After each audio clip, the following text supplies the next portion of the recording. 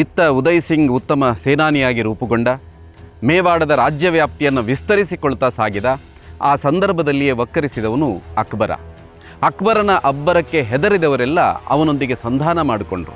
ಆದರೆ ರಾಣಾ ಉದಯ್ ಸಿಂಗ್ ಜಗ್ಗಲಿಲ್ಲ. ಅಕ್ಬರ ಅನೇಕ ರೀತಿಯಲ್ಲಿ ಆಸೆಯ ಆಮಿಷಗಳನ್ನು ಒಡ್ಡಿದ. ಉದಯ್ ಸಿಂಗನ ಸ್ವಾಭಿಮಾನದ ಅಲೆಗೆ ಆ ಆಮಿಷಗಳೆಲ್ಲವೂ ತರಗೆಲೆಗಳಾದವು. ಕೆರಳಿದ ಅಕ್ಬರ ಅಕ್ಟೋಬರ್ 20, 1597ರಂದು ಅಪಾರ ಸೈನ್ಯದೊಂದಿಗೆ ಚಿತ್ತೋಡನ್ನು ಆಕ್ರಮಿಸಿದ.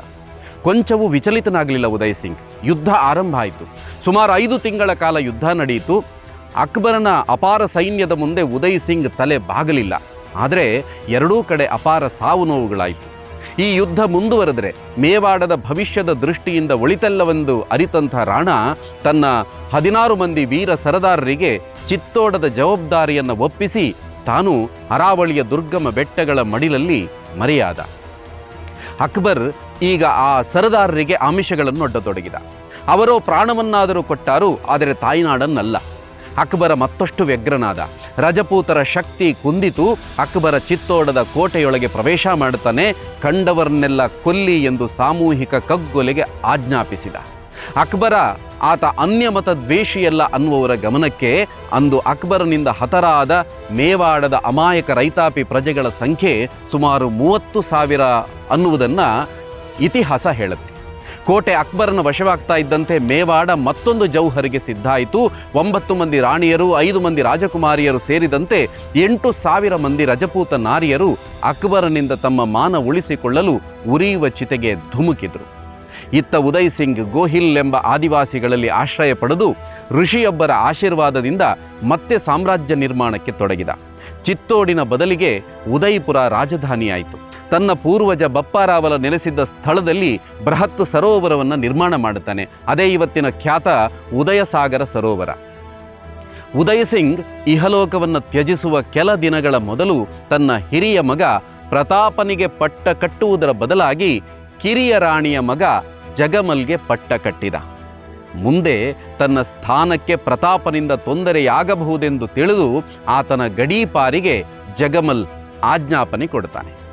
ಸ್ವಾಭಿಮಾನಿ ಪ್ರತಾಪ ಕೊಂಚವೂ ವಿಚಲಿತನಾಗದೆ ಮೇವಾಡದ ಹಿತ, ಸಿಸೋದಿಯ ವಂಶದ ಮಾನ ಹಾಗೂ ಐಕ್ಯತೆಯನ್ನು ಕಾಪಾಡುವ ನಿಟ್ಟಿನಲ್ಲಿ ತನ್ನ ಕುದುರೆ ಚೇತಕವನ್ನು ಏರಿ ಹೊರಟ.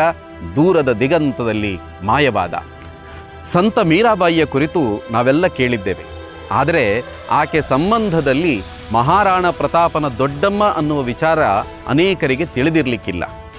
ಮೀರಾಬಾಯಿಯ ವಿವಾಹ ಸಂಗ್ರಾಮ್ ಸಿಂಗ್ ಅಂದರೆ ರಾಣಾ ಸಂಗನ ಹಿರಿಯ ಮಗ ಭೋಜರಾಜನೊಂದಿಗೆ ನೆರವೇರಿತು.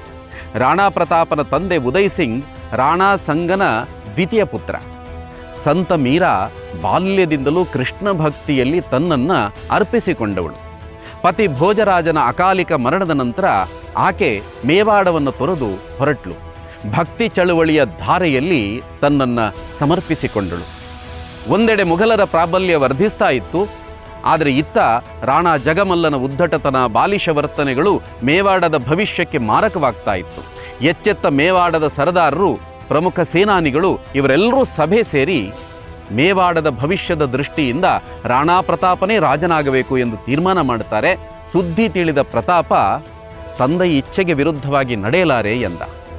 ಮೇವಾಡದ ಪ್ರತಿಷ್ಠೆ, ರಜಪೂತರ ಗೌರವ ಉಳಿಬೇಕಾದರೆ ನೀನು ರಾಜನಾಗಲೇಬೇಕು, ಇದು ತಂದೆಯ ಇಚ್ಛೆಗಿಂತ ದೊಡ್ಡದು ಎಂದು ಹಿರಿಯರೆಲ್ಲ ತಿಳಿ ಹೇಳಿದ ನಂತರ ಒಪ್ಪಿದ ರಾಣಾ ಪ್ರತಾಪ ತನ್ನ ಕುದುರೆಯನ್ನು ಏರಿ ಮತ್ತೆ ನಾಡಿನ ಒಳಗೆ ಪ್ರವೇಶ ಮಾಡ್ತಾನೆ. 1572ರ ಹೋಳಿ ಹುಣ್ಣಿಮೆಯ ದಿನ ಮೇವಾಡದ ಮುಖ್ಯ ಸರದಾರರಾದಂಥ ರಾವತ್ ಕೃಷ್ಣದಾಸರ ನೇತೃತ್ವದಲ್ಲಿ ರಾಣಾನಿಗೆ ಪಟ್ಟಾಭಿಷೇಕ ನಡೆಯಿತು. ಮೇವಾಡದ ಜನರ ಆನಂದ ಮಹಾರಾಣ ಪ್ರತಾಪರಿಗೆ ಜಯವಾಗಲಿ ಎಂಬ ಘೋಷವಾಗಿ ಮುಗಿಲು ಮುಟ್ಟಿತು. ಚಿತ್ತೋಡದಲ್ಲಿ ರಾಜವಂಶಸ್ಥರಿಂದ ಪೂಜಿಸಲ್ಪಡ್ತಾ ಇದ್ದ ದೇವಿಯ ಮಂದಿರವನ್ನು ಅಕ್ಬರ ಧ್ವಂಸಗೊಳಿಸಿದ್ದ. ಆ ದೇವಿಯ ಕೈಯಲ್ಲಿದ್ದ ಖಡ್ಗವನ್ನು ರಾವತ್ ಕೃಷ್ಣದಾಸರು ಮಹಾರಾಣನಿಗೆ ನೀಡುತ್ತಾ, ಈ ಕ್ಷಣದಿಂದ ನಾವು ಕಳೆದುಕೊಂಡಿದ್ದನ್ನು ಪುನಃಸ್ಥಾಪಿಸುವ ಹೊಣೆ ನಿನ್ನದು ಎಂದು ಅವನ ಕರ್ತವ್ಯವನ್ನು ನೆನಪು ಮಾಡುತ್ತಾರೆ. ಸಿಂಹಾಸನದಿಂದ ಎದ್ದ ಮಹಾರಾಣ ಪ್ರತಾಪ್ ಶತ್ರುಗಳಿಂದ ಎಲ್ಲಿಯವರೆಗೆ ನನ್ನ ಪಾವನ ಮಾತೃಭೂಮಿಯನ್ನು ಪುನರ್ವಶ ಮಾಡಿಕೊಳ್ಳಲಿಕ್ಕೆ ಸಾಧ್ಯ ಆಗುವುದಿಲ್ವೋ ಅಲ್ಲಿಯವರೆಗೆ ನಾನು ರಾಜನಿಗಿರುವ ಎಲ್ಲ ಸುಖ ಭೋಗಗಳನ್ನು ತ್ಯಜಿಸ್ತೇನೆ. ಅರಮನೆಯ ಬದಲು ಗುಡಿಸಲ್ನಲ್ಲಿಯೇ ವಾಸ ಮಾಡುತ್ತೇನೆ, ಈ ಕ್ಷಣದಿಂದ ಸೈನಿಕರು ಧರಿಸುವಂಥ ಉಡುಪನ್ನೇ ಧರಿಸುವೆ ಎಂದು ವೀರ ಪ್ರತಿಜ್ಞೆಗೈತಾನೆ. ಹಾಗಾಗಿ ನಾವೆಲ್ಲ ಎಲ್ಲೇ ಆದರೂ ಸೈನಿಕನ ಉಡುಪು ಧರಿಸಿರುವ ರಾಣಾ ಪ್ರತಾಪನ ಚಿತ್ರಗಳನ್ನು ಮಾತ್ರ ಕಾಣಲಿಕ್ಕೆ ಸಾಧ್ಯ ಆಗುತ್ತೆ ಹೊರತು ರಾಜನ ಪೋಷಾಕಿನ ಚಿತ್ರಗಳು ನಮಗೆಲ್ಲೂ ಸಿಗೋದೇ ಇಲ್ಲ. ಕಂದಹಾರ್ನಿಂದ ಬಂಗಾಲ ತನಕ, ಕಾಶ್ಮೀರದಿಂದ ಗ್ವಾಲಿಯರ್ ತನಕದ ಪ್ರದೇಶಗಳು ಅಕ್ಬರನ ವಶಕ್ಕೆ ಸಿಲುಕಿಯಾಗಿತ್ತು. ರಜಪೂತ ರಾಜಕುಮಾರರಲ್ಲಿ ಬಿಕಾನೇರ್ನ ರಾಥೋರ್ಗಳು, ಜೈಸಲ್ಮೇರ್ನ ಭಟ್ಟೀಸ್ಗಳು, ಅಂಬರ್ನ ಕಚ್ವಾಹಗಳು ಈಗಾಗಲೇ ದೆಹಲಿಯ ಗದ್ದುಗೆಗೆ ತಮ್ಮ ಸ್ವಾಭಿಮಾನವನ್ನು ಬಲಿ ಕೊಟ್ಟಿದ್ರು. ಇನ್ನೂ ಕೆಲವರು ಅಕ್ಬರನೊಂದಿಗೆ ವೈವಾಹಿಕ ಸಂಬಂಧಗಳನ್ನು ಬೆಳೆಸಿಕೊಂಡು ಅವನ ಆಸ್ಥಾನದಲ್ಲಿ ಎತ್ತರದ ಕುರ್ಚಿಗಳನ್ನು ಅಲಂಕರಿಸಿದ್ರು. ಬೂಂದಿಯಲ್ಲಿ ಆಡಳಿತ ನಡೆಸ್ತಾ ಇದ್ದಂಥ ಹಾಡಾ ರಜಪೂತರು, ಸಿರೋಹಿಯ ರಾವ್ ಸುಲ್ತಾನ್, ಜೋಧಪುರದ ರಾವ್ ಚಂದ್ರಸೇನ, ಡುಂಗರ್ಪುರದ ಮಹಾರಾಮ್ ಇವರುಗಳು ಮಾತ್ರ ಅಕ್ಬರನ ಸಾರ್ವಭೌಮತ್ವವನ್ನು ಒಪ್ಪಿಕೊಳ್ಳದೆ ಹೋರಾಟ ನಡೆಸ್ತಾ ಇದ್ರು. ಮಹಾರಾಣಾ ಪ್ರತಾಪ್ ಶತಾಯ ಗತಾಯ ತನ್ನ ಸೈನ್ಯ ಬಲವನ್ನು ವೃದ್ಧಿಸಿಕೊಳ್ಳಲೇಬೇಕಿತ್ತು. ಜೊತೆಗೆ ಬೆಟ್ಟಗುಡ್ಡಗಳಲ್ಲಿ ವಾಸಿಸುವ ಬಿಲ್ಲು ಬಾಣ ಇತ್ಯಾದಿ ಶಸ್ತ್ರಗಳನ್ನು ಬಲ್ಲ ಬಿಲ್ಲ ಜನಾಂಗದ ಜನರು ತನ್ನ ಜೊತೆ ಸೇರಿಕೊಂಡ್ರೆ ಸೈನ್ಯ ಮತ್ತಷ್ಟು ಸದೃಢವಾಗುವುದೆಂದು ಅರಿತಂಥ ಮಹಾರಾಣ ಅವರೆಡೆಗೆ ಸಾಗಿದ. ಬೆಟ್ಟಗುಡ್ಡಗಳ ಇಂಚಿಂಚೂ ಜಾಗಗಳು ಇವರಿಗೆ ತಮ್ಮ ಅಂಗೈಯಷ್ಟೇ ಚಿರಪರಿಚಿತ. ಅದಕ್ಕೂ ಮಿಗಿಲಾಗಿ ಎಲ್ಲಿಂದಲೂ ಬಂದು ಹಠತ್ತಾಗಿ ದಾಳಿ ನಡೆಸುವ ಗೆರಿಲ್ಲಾ ಯುದ್ಧ ತಂತ್ರ ಭಿಲ್ಲರಿಗೆ ಜನ್ಮಜಾತ. ಅಂತಹ ಶೂರ, ಧೀರ, ಸ್ವಾಮಿನಿಷ್ಠ ಭಿಲ್ಲರ ವಿಶ್ವಾಸವನ್ನು ಮಹಾರಾಣಾ ಪ್ರತಾಪ್ ಗಳಿಸ್ತಾನೆ. ಜೊತೆಗೆ ಬರಿದಾಗಿರುವ ತನ್ನ ಬೊಕ್ಕಸವನ್ನು ಸಮೃದ್ಧಿಗೊಳಿಸುವುದು ಅತ್ಯಂತ ಅನಿವಾರ್ಯವಾಗಿತ್ತು ರಾಣಾನಿಗೆ. ಆ ಕಾಲಕ್ಕೆ ಮೊಘಲರು ಮತ್ತು ಯುರೋಪಿಯನ್ನರ ನಡುವೆ ವ್ಯಾಪಾರ ಚಿಗುರೊಡೆದಿತ್ತು. ಗುಜರಾತಿನ ಸೂರತ್ ಮತ್ತಿತರ ಬಂದರುಗಳಿಗೆ ಮೇವಾಡದ ಮೂಲಕವೇ ಅವರು ಸಾಗಬೇಕಾಗಿತ್ತು. ಖಜಾನೆ ತುಂಬಿಸಲು ಹೊಸ ಯೋಜನೆಯೊಂದು ಪ್ರತಾಪ್ ಸಿಂಗನಿಗೆ ಹೊಳೆಯಿತು.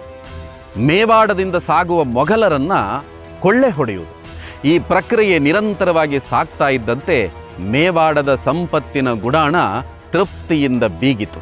ಮೊಘಲರಿಂದಲೇ ಬರಿದಾಗಿದ್ದ ಬೊಕ್ಕಸವನ್ನು ಮೊಘಲರಿಂದಲೇ ತುಂಬಿಸಿದ್ದ ರಾಣಾ ಪ್ರತಾಪ.